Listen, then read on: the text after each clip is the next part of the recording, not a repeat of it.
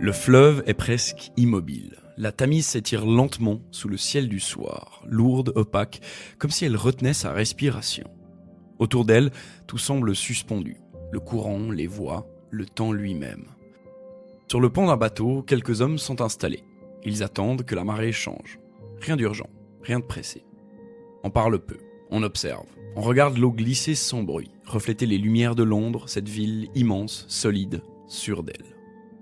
Londres, le cœur battant de l'Empire britannique. Une ville qui se croit stable, rationnelle, civilisée. Une ville qui domine le monde sans avoir besoin d'y penser. Et parmi ces hommes qui observent, l'un se tait plus que les autres. Il s'appelle Marlowe. Il regarde le fleuve et dans ce paysage familier, quelque chose l'inquiète. Pas une peur franche, plutôt une pensée lente, diffuse, qui s'installe sans prévenir. Alors, presque distraitement, il commence à parler. Il évoque un passé. Il parle de ces mêmes terres britanniques, autrefois, au moment où les Romains sont arrivés ici, il y a près de 2000 ans, découvrant les marécages sombres, hostiles, imprévisibles. Pour eux, cette île était une frontière sauvage, un bout de monde sans nom, sans route, sans loi. Marlowe imagine ces soldats romains débarquant sur une terre inconnue, avançant dans la boue, entourés d'une nature qu'ils ne comprennent pas. Il imagine leur peur, leur solitude et leur certitude pourtant, celle d'apporter l'ordre, la lumière, la civilisation. Et soudain, une pensée dérangeante surgit. Ce qui est aujourd'hui le centre du monde civilisé a été autrefois une terre obscure, un lieu qu'on regardait avec méfiance, un endroit qu'on voulait dominer au nom du progrès. Alors, Marlowe se tait un instant. Il observe la Tamise, ce fleuve tranquille, discipliné, presque docile, et il se demande ce qui sépare réellement la civilisation de la barbarie. Est-ce que c'est une question de temps, de puissance, ou simplement de point de vue ? Parce qu'au fond, se dit-il, chaque empire commence par regarder ailleurs et dire « là-bas, ce n'est pas encore le monde ».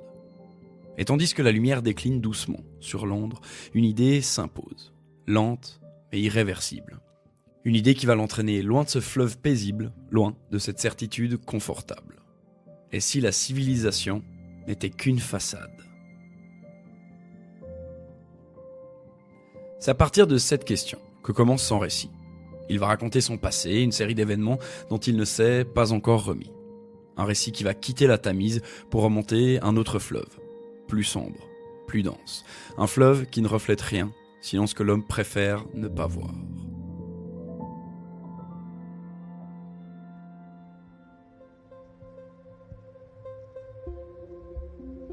Ce récit, Marlowe le raconte dans un livre publié à la fin du 19e siècle, en 1899. Un texte court, presque compact, mais dont la densité continue de troubler les lecteurs plus d'un siècle plus tard. Au cœur des ténèbres de Joseph Conrad. Joseph Conrad n'est pas un écrivain de salon. Avant d'écrire, il a navigué longtemps.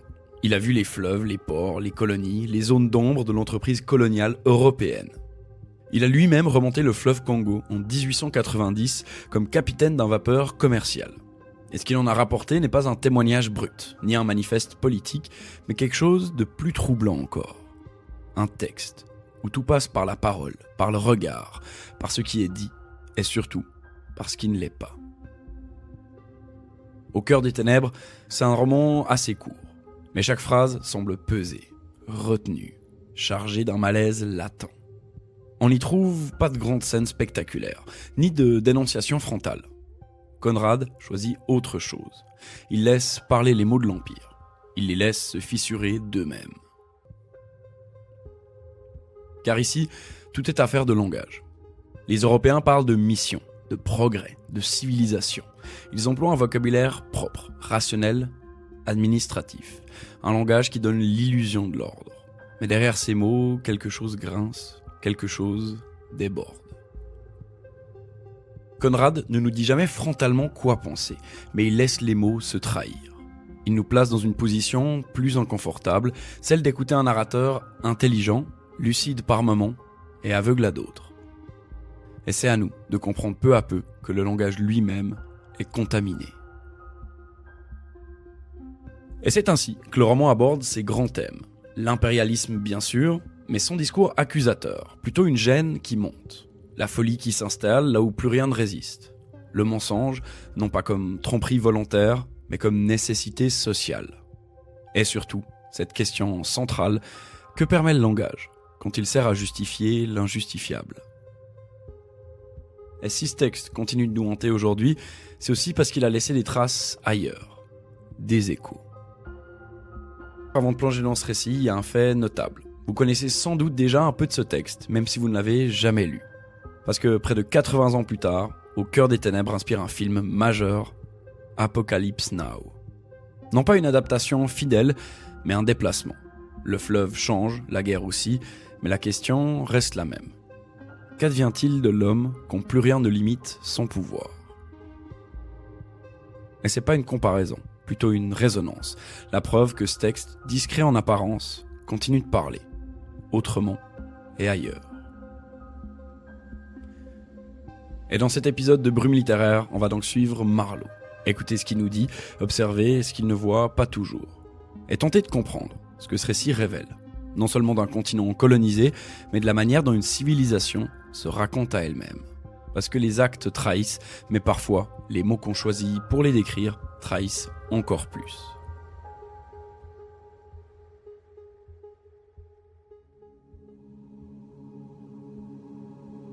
Depuis l'enfance, l'Afrique occupe une place étrange dans l'imaginaire de Marlowe.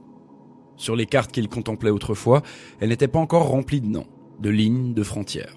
C'était une forme claire, mais presque vide. Une zone blanche, un espace où tout semble encore possible. Il ne la voyait pas comme un lieu peuplé, ni comme une terre habitée par des vies concrètes. Il la voyait comme une promesse, une aventure. Un endroit où l'on pouvait encore partir sans savoir exactement ce que l'on allait trouver. Et surtout, sans trop se poser de questions. Et lorsqu'il obtient enfin un poste auprès d'une compagnie commerciale européenne, il ne parle pas de conquête, ni même d'argent. Il parle de voyage, de fleuve, de navigation. Et le reste, le commerce, l'ivoire, les populations locales, demeure flou, presque secondaire. Et dès le départ, pourtant, quelque chose détonne. Le trajet le long des côtes africaines s'étire, monotone, étouffant. Les jours passent, semblables. Et Marlowe observe sans encore relier les points. Il voit les rivages silencieux, des silhouettes à peine distinctes et une chaleur lourde qui écrase toute pensée claire. Et puis un détail absurde. Un bateau de guerre français, au large, tire des obus dans la jungle. Sans cible visible, sans combat apparent. Des explosions qui éventrent le feuillage, frappent le vide et se perdent dans la végétation. Marlowe regarde la scène longtemps. Il la décrit comme quelque chose de fou, d'incompréhensible. Il n'y a ni ennemi, ni bataille, ni victoire possible. Seulement des tirs et le silence qui suit. Il ne dénonce pas. Il ne condamne pas. Il constate. Arrivé à la première station de la compagnie, le malaise s'épaissit. Le lieu semble improvisé, mal entretenu, comme si personne n'avait vraiment prévu d'y rester. Des hommes travaillent sous la contrainte, certains enchaînés, d'autres épuisés, abandonnés à l'ombre des arbres. On les appelle des criminels. Le mot circule. Administratif, neutre, pratique. Et Marlowe les regarde. Il regarde leur corps maigre, leur fatigue, leur silence. Mais là encore, il ne formule rien de définitif. Il ne parle pas d'esclavage. Il ne parle pas encore de violence systémique. Il observe une incohérence, une dissonance sans parvenir à la nommer. Ce qui le frappe surtout, c'est l'inefficacité absurde de tout ce qu'il voit. Des machines rouillées, laissées à l'abandon. Des travaux commencés, jamais achevés. Des ordres donnés sans logique apparente. Un chaos bureaucratique qui se cache derrière des mots grandiloquents. La civilisation, ici, ne ressemble pas à une œuvre patiente. Elle ressemble à une façade mal fixée. Et pourtant, Marlowe ne conclut pas. Il n'accuse pas, il avance. Il continue à croire que tout cela mène quelque part, que ces dysfonctionnements sont temporaires et que derrière ce désordre, il y a une intention, un sens, une mission qui n'a pas encore été totalement saisie. Et c'est là que se trouve son aveuglement. Non pas une cécité totale, mais une confiance persistante dans les mots qu'on lui a appris. Commerce, progrès, civilisation. Et à ce stade du récit, Marlowe ne comprend pas encore ce qu'il traverse. Il regarde, il enregistre, il ressent un malaise diffus, sans lui donner de forme. Et c'est précisément là que Conrad installe son piège. Il nous montre un homme intelligent, attentif et sincère, mais encore prisonnier du langage qui lui a appris à voir le monde. Le voyage ne fait que commencer et déjà quelque chose cloche. Mais personne, pas même Marlowe, n'est encore prêt à dire quoi.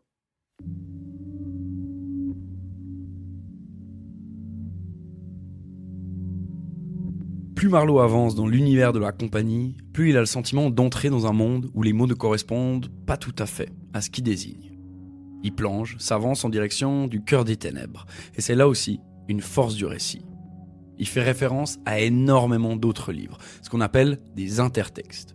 Ça veut dire que notre texte ne se place pas comme une île isolée, mais il s'inscrit dans une continuité littéraire. Il se revendique comme héritier des écrivains qui l'ont précédé. L'un des auteurs qui revient le plus souvent, c'est Dante, et sa représentation de l'enfer par couches. Plus on avance, plus on s'enfonce dans cet enfer et dans ces ténèbres. Mais nous n'y sommes pas encore, dans le cœur de ces ténèbres. Rien n'est brutal d'emblée, rien n'est criard. Tout est, au contraire, feutré, organisé, rangé dans des catégories qui donnent l'illusion de l'ordre. Et dans les stations, Marlowe voit des hommes au travail. On ne dit pas qu'ils sont prisonniers, on ne dit pas qu'ils sont forcés, on les appelle des ouvriers, parfois des criminels. Le mot suffit à tout justifier. Et ils avancent lentement, entravés, amaigris, les yeux vides. Certains sont couchés à l'ombre, trop faibles pour continuer. Ils demandent rien, ils protestent pas, ils semblent déjà absents d'eux-mêmes. Et Marlowe les observe longuement. Il décrit pas de scène de violence directe, pas de cris, pas de coups sous ses yeux, mais pourtant, tout est là. La violence n'a pas besoin de s'exprimer. Elle est intégrée au paysage. Elle est devenue une habitude. Ce qui frappe Marlowe, c'est l'absurdité méthodique de tout système. Des rails posés vers nulle part, des machines abandonnées avant même d'avoir servi, des explosifs utilisés sans objectif clair, un immense gaspillage d'énergie, de corps, de vie, au nom de l'efficacité. Mais personne ne parle de destruction, on parle de progrès, on parle d'organisation, on parle de résultats à venir. Et le langage devient un écran. Il recouvre tout. Il transforme la contrainte en nécessité, la souffrance en détail, la mort en dommage collatéral. Et dans les bureaux de la compagnie, on parle jamais des hommes. On parle de rendement, de retard, de logistique. Le réel disparaît derrière des phrases bien construites mais parfaitement vides. Et Marlowe, lui, commence à sentir quelque chose de profondément dérangeant. C'est pas que la civilisation échoue ici, mais c'est qu'elle fonctionne exactement comme prévu. Mais ce choc, il le décrit pas clairement. C'est nous, lecteurs, qui le lisons entre les lignes. On le comprend, parce que rien dans tout ce qu'il voit ne correspond au grand discours humaniste qu'on lui a présenté en Europe. Mais ces discours continuent d'exister, intacts, inattaquables, parce qu'ils vivent dans les mots, mais pas dans les faits. On se fait avoir par des beaux discours qui ne se retrouvent pas dans la réalité, mais qui au contraire tentent de cacher l'injustifiable. La civilisation ici n'est pas un ensemble de valeurs, c'est un vocabulaire. Et tant que les bons mots sont employés, il semble dans ce récit que tout peut continuer. Mais Marlowe ne formule pas encore cette idée clairement. Il ressent seulement une fatigue morale, un malaise diffus, comme si quelque chose d'essentiel lui échappait. Il voit trop, mais il ne sait pas encore comment relier ce qu'il voit à ce qu'on lui a appris à croire. Ce qu'il traverse, c'est pas une anomalie, c'est un système qui se protège, en parlant. Mais c'est que le début. Le cœur des ténèbres est encore loin. Plus on avance vers l'intérieur du continent, plus on comprend que le véritable mensonge ne réside pas dans les actes, mais dans la façon dont on les raconte.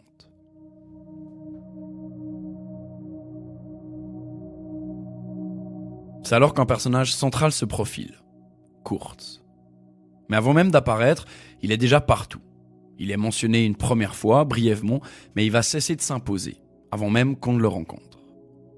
Marlowe n'a vu ni son visage, ni sa silhouette, ni même la trace directe de ses actes. Et pourtant, son nom circule d'une station à l'autre, comme une rumeur persistante, comme une promesse qui précède l'homme. On parle de lui avec admiration, avec respect, parfois même avec une forme de dévotion. Kurtz serait exceptionnel, brillant, différent des autres, un esprit supérieur, un homme de culture, un idéaliste, presque un visionnaire. On dit qu'il écrit admirablement bien, qu'il parle avec éloquence, qu'il a compris, mieux que quiconque, la mission de la civilisation européenne.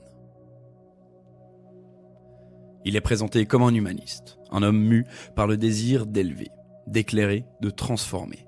Un homme envoyé au cœur du continent, non seulement pour rapporter de l'ivoire, mais pour porter une idée. Et cette idée, elle existe noir sur blanc. Kurtz a rédigé un rapport pour une organisation au nom presque solennel, la Société internationale pour la suppression des coutumes sauvages. Le texte est long, lyrique, convaincu. Il parle de progrès, de morale, de responsabilité. Il affirme que l'homme blanc, par son développement intellectuel et moral, doit apparaître au peuple colonisé comme une sorte d'être supérieur, presque surnaturel, capable de guider, d'ordonner et de faire le bien. Et tout, dans ces pages, respire la certitude tranquille de celui qui croit savoir. Mais Marlowe sent déjà quelque chose de troublant dans cette prose trop parfaite. Un décalage, une tension sourde. Car ce discours humaniste repose sur une idée dangereusement simple, celle d'un pouvoir sans limite, justifié par une intention supposément bonne. Et si l'on est convaincu d'incarner le progrès, si l'on est persuadé d'agir au nom d'une mission supérieure, alors tout devient possible, même l'inacceptable. Et c'est là que l'oxymore se fissure et se révèle. À la fin de ce rapport soigneusement argumenté, Kurtz a ajouté une phrase, une seule, brutale, sans justification et sans lyrisme, exterminer toutes ces brutes. Et tout est là, dans cet écart. Dans ce passage brutal entre le langage de la morale et celui de l'anéantissement.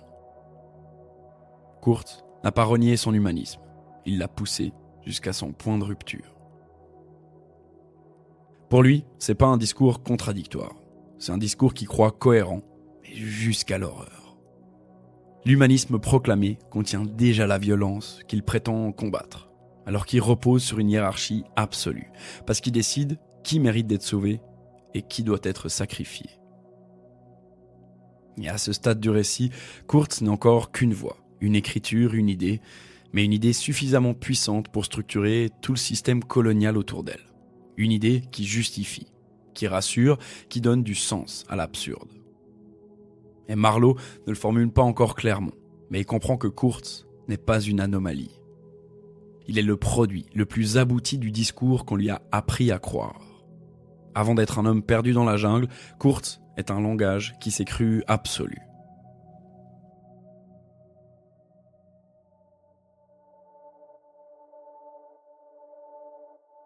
Et la remontée du fleuve commence sans éclat. Pas de moment héroïque, pas de départ solennel, juste un bateau qui avance lentement, obstinément contre le courant. Et autour, un paysage qui semble se refermer à mesure qu'on progresse. Le fleuve n'est plus un simple décor, il devient une présence, une masse vivante, épaisse, silencieuse, qui impose son propre rythme. Et ici, tout ralentit. Les gestes, les pensées, le temps lui-même. La vapeur s'élève au ras de l'eau, la brume brouille les distances et Marlowe a parfois l'impression que le bateau n'avance plus vraiment, qu'il glisse dans un espace sans contour, hors du monde connu. Il n'y a plus de repères, plus de route, plus de ligne droite, seulement cette eau sinueuse, interminable, qui serpente comme une pensée qu'on n'arrive plus à maîtriser. Et Marlowe observe les rives, mais il ne les comprend pas. Des silhouettes apparaissent parfois entre les arbres, des cris résonnent, indistincts, impossibles à interpréter. Il ne sait pas s'ils annoncent une menace, une peur ou simplement une présence humaine qui échappe à son langage. Et c'est là que quelque chose se fissure doucement. Parce que Marlowe sent, confusément, que ce qu'il ne comprend pas l'atteint malgré tout. Que cette jungle qu'il croyait extérieure commence à produire un effet intérieur. le fleuve agit comme un anesthésiant. Il apaise autant qu'il inquiète. Il berce autant qu'il oppresse. À force de lenteur, de répétition, de silence, l'esprit se relâche. Et dans ce relâchement, les certitudes perdent de leur netteté. Puis vient le brouillard. Un brouillard si épais qu'il efface tout.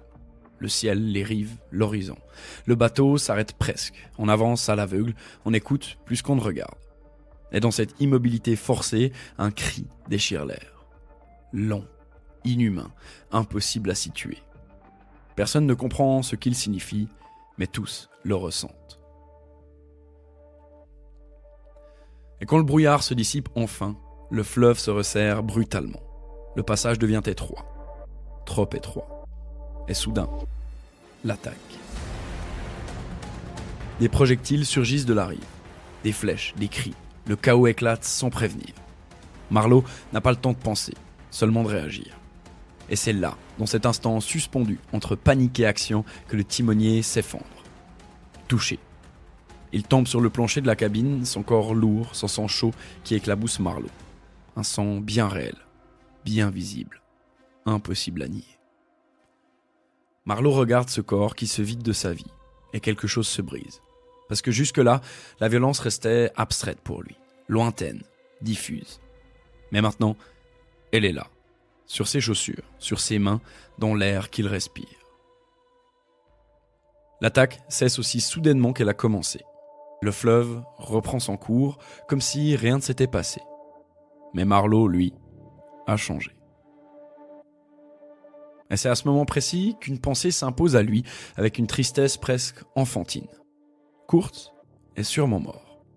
Mort avant qu'il ait pu le rencontrer. Mort avant qu'il ait pu entendre cette voix dont on lui avait tant parlé. Mort sans avoir livré son secret.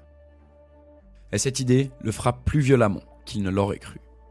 Pas seulement parce qu'il échoue dans sa mission, mais parce qu'il sent qu'il a perdu quelque chose d'essentiel. La possibilité de comprendre. Comprendre ce que devient un homme quand plus rien ne le retient. Comprendre ce qu'il y a au bout de ce fleuve, au bout de cette lenteur, au bout de ce silence, au cœur des ténèbres. Et le bateau continue pourtant, toujours plus loin, toujours plus lentement. Et Marlowe ne le sait pas encore, mais le fleuve ne l'a pas seulement conduit vers Kurt, il l'a préparé à le rencontrer. Car oui, Kurt est toujours vivant.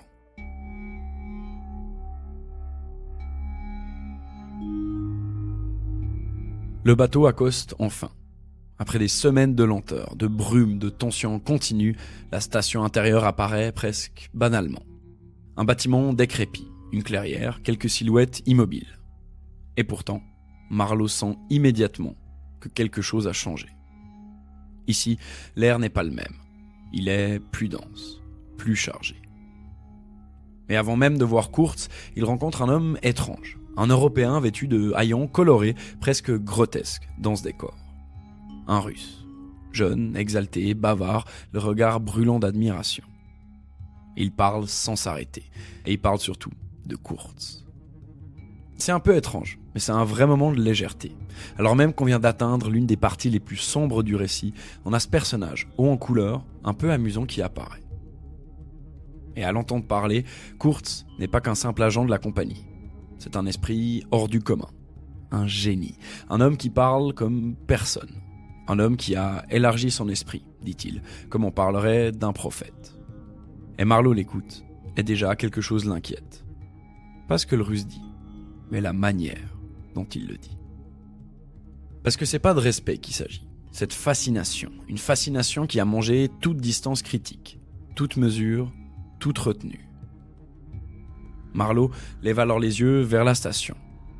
Et il voit, autour du bâtiment, plantés sur des pics, alignés comme des avertissements silencieux, des têtes humaines. Pas des trophées ennemis, pas des reliques anciennes, des têtes récentes, décomposées, tournées vers l'intérieur. Marlowe comprend très vite. Ces hommes n'étaient pas des ennemis extérieurs, ils étaient des rebelles. Des hommes qui ont désobéi, qui ont déplu ou qui ont simplement résisté. Et c'est là que le mythe de Kurt se fissure. pas brutalement, pas dans l'excès, mais dans un détail terrible. Personne, ici, ne semble trouver cela absurde. Et Kurt n'est pas seulement obéi, il est adoré. Les habitants de la région le traitent comme une divinité. Ils le suivent, ils le servent, ils se battent pour lui. Non parce qu'il les y force constamment, mais parce qu'il a occupé tout l'espace. Et Marlowe commence à comprendre. Ici, il n'y a plus de loi, plus de règles, plus de regard pour juger. Seulement un homme et un pouvoir sans limite. C'est pas la violence brute qui a transformé Kurt, c'est l'absence totale de contradiction. Personne pour lui dire non. Personne pour lui rappeler une frontière. Personne pour limiter ses désirs, ses idées, ses pulsions. Kurt a parlé, on l'a écouté. Il a ordonné, on a exécuté. Il a voulu plus et rien ne l'a arrêté. Marlowe, à nouveau, ne dit pas tout cela explicitement. Il le suggère, il le contourne. Parce qu'il sent, confusément, que ce qu'il voit ici n'est pas une exception monstrueuse, mais une possibilité humaine. Kurt n'est pas fou parce qu'il est différent. Il est fou parce que tout lui a été permis. Et quand Marlowe aperçoit enfin Kurt, porté sur une civière, malade, amaigri, presque spectral, il est frappé par une chose paradoxale.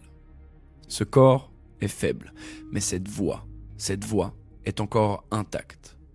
Kurt parle, et même demi-mourant, il captive. Il parle de ses projets, de ce qu'il aurait encore pu accomplir, et de ce qu'on lui arrache. Il ne se repent pas, il ne regrette rien. Et Marlowe comprend alors l'horreur véritable. C'est pas ce que Kurt a fait. C'est ce qu'il est devenu en toute logique, sans entrave, sans frein et sans regard extérieur.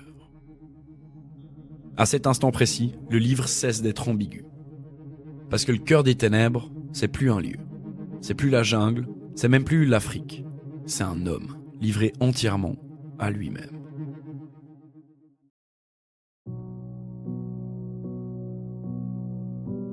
Kurt est désormais trop faible pour tenir debout. Son corps, qu'on devinait déjà fragile, se délite à vue d'œil. Il est porté, allongé, ramené vers le fleuve comme on ramènerait un fardeau trop lourd ou trop tardif. Le retour commence, mais ce n'est pas vraiment un retour. Parce que pour Kurt, il n'y a pas d'ailleurs possible. Plus de réintégration, plus de monde auquel revenir. L'Europe n'est plus un horizon, c'est une abstraction. Et sur le bateau, la jungle s'éloigne lentement. Les rives défilent, les silhouettes disparaissent. Et pourtant, Marlowe sent que Kurt n'a jamais été aussi proche de ce qu'il est vraiment. Il parle encore, mais par fragments, par éclats. Il parle de ses projets interrompus, de ce qu'on lui enlève, de ce qu'il aurait encore pu faire. Il se justifie pas, il s'excuse pas non plus, il demande pas pardon. Et Marlowe comprend alors une chose essentielle. Kurt n'est pas effondré par ses actes, il est confronté à lui-même. Et une nuit, Marlowe entre dans sa cabine. Kurt s'est allongé, presque immobile. Son visage se tend soudain, comme traversé par une vision intérieure. Et alors, il prononce ces mots, ces deux mots seulement, qui seront les derniers. L'horreur. L'horreur. Conrad ne nous dit pas ce que Kurt voit. Il ne précise pas si cette horreur désigne les crimes qu'il a commis, la violence coloniale, la jungle ou quelque chose de plus intime encore. Les mots restent volontairement ouverts. Parce que l'horreur, ici, n'est pas un objet précis. C'est une prise de conscience. Peut-être Kurt voit-il enfin ce qu'il est devenu. Peut-être mesure-t-il l'abîme entre ses idéaux proclamés et ce qu'il a incarné. Peut-être comprend-il que, libéré de toute limite, il n'a pas atteint la grandeur, mais le vide. Ou peut-être, et c'est ce qui rend cette scène si troublante, que cette horreur n'est pas seulement la sienne. Peut-être est-ce celle d'un système, d'un monde qui s'est raconté une histoire pour mieux justifier sa violence. D'une civilisation qui, au nom du progrès, a accepté de ne plus se regarder en face. Et Conrad ne tranche pas, il ne ferme pas le sens, il nous laisse seuls avec ces mots, comme Marlowe et comme Kurt. Et peu de temps après, Kurt meurt. sans rédemption spectaculaire, sans révélation finale, avec pour testament ces mots suspendus. Et Marlowe, témoin de cette fin, comprend que le voyage n'a pas mené à un trésor, ni à une vérité confortable. Il a mené à une limite.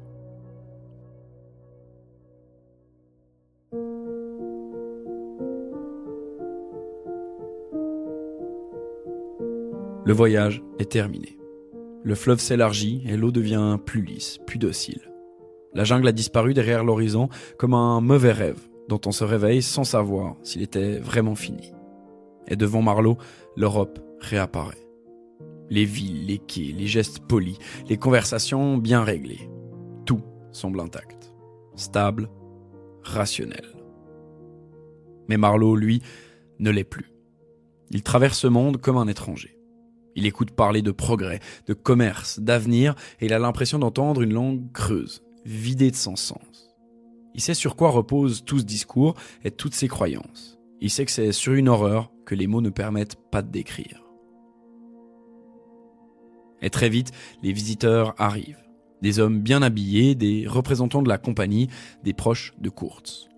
Et tous veulent quelque chose. Des papiers, des explications, un récit. Ils ne demandent pas ce qui s'est passé. Ils demandent ce qui peut être transmis, ce qui peut rester présentable. Et Marlowe donne peu. Il retient beaucoup. Il rend tout de même le rapport de Kurtz, celui dont on parlait plus tôt dans cet épisode. Et puis, il y a une dernière visite, la plus délicate, la plus chargée. La fiancée de Kurtz. Elle vit dans un intérieur calme, presque hors du temps. Elle parle de Kurtz avec une ferveur intacte, une foi absolue. Pour elle, Kurtz était un homme d'exception, un esprit élevé, un être destiné à de grandes choses. Et elle veut savoir. Elle demande à Marlowe de lui dire ses dernières paroles. Marlowe hésite. Il se souvient.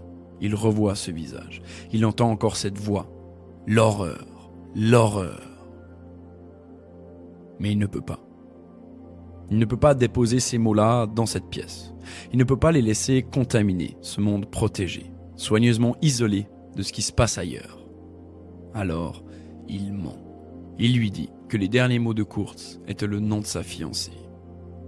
Et elle l'écoute, bouleversée, reconnaissante, comme si cette phrase venait sauver quelque chose, comme si elle rendait la mort acceptable. Marlowe sort. Et c'est là que Conrad nous laisse seuls avec une question qui ne cesse de résonner. Pourquoi Marlowe ment-il ? Pour protéger cette femme, sans doute, pour lui éviter un effondrement inutile, pour préserver son amour, sa mémoire, sa vie. Mais peut-être aussi pour autre chose. Peut-être ment-il pour protéger une idée. L'idée que l'Europe se fait d'elle-même. L'idée que la civilisation apporte plus, qu'elle ne détruit. L'idée qu'il existe encore une frontière nette entre la lumière et les ténèbres. Dire la vérité aurait fissuré ce récit, aurait laissé entrer le doute, aurait rappelé que l'horreur n'est pas seulement ailleurs. On aurait peut-être aimé que Marlowe dénonce le tout, qu'il critique ce qui se passe, qu'il prenne position, mais c'est trop difficile pour lui.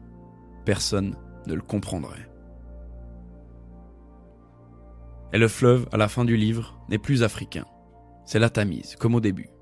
Et dans le regard de Marlowe, elle ne mène plus vers un centre lumineux, vers quelque chose de beaucoup plus trouble. Comme si le cœur des ténèbres n'était pas un lieu, mais une possibilité.